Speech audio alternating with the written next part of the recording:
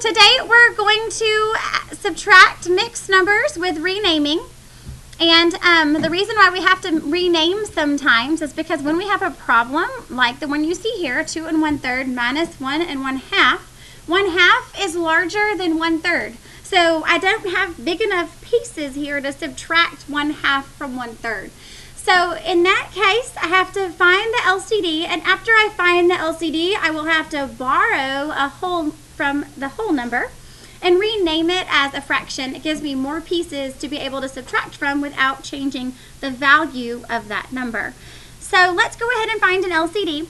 The LCD for 2 1/3 and 1 1/2 is going to be 6, because 6 is the least common multiple of 2 and 3.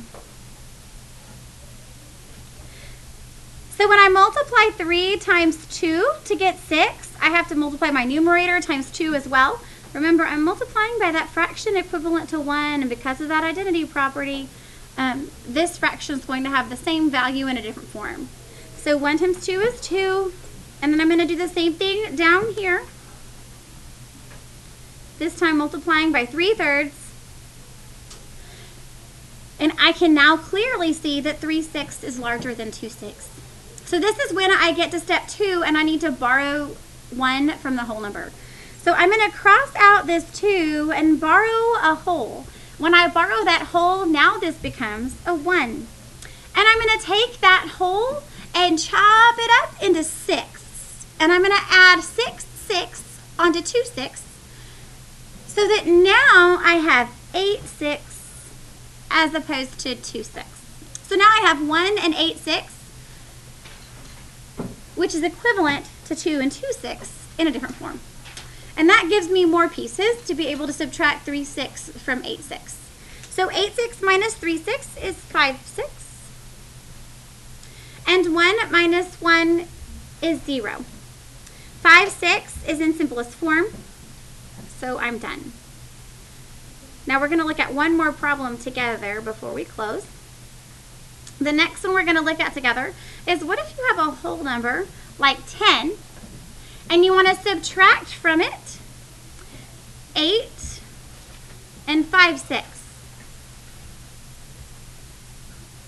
And 8 and 5/6 is obviously smaller than 10, but I don't have a fraction to subtract here. So I'm going to also borrow a whole, and that turns into 9. So now I have 9 wholes, and that whole that I borrowed, I'm going to chop up into pieces, and now I get to choose my denominator. But the denominator I'm going to choose is the denominator I already have, because it saves me a step from finding that LCD later. So I'm going to chop it up into 6 pieces. Now I have 9 and 6/6, which is equivalent to 10 wholes, and I have some pieces that I could take away my 5/6 from. So 6/6 minus 5/6 is 1/6. And now I'm going to subtract my whole numbers. 9 minus 8 is 1. And 1 and 1/6 is already in simplest form as well. So I'm done. And that's how you subtract mixed numbers with renaming.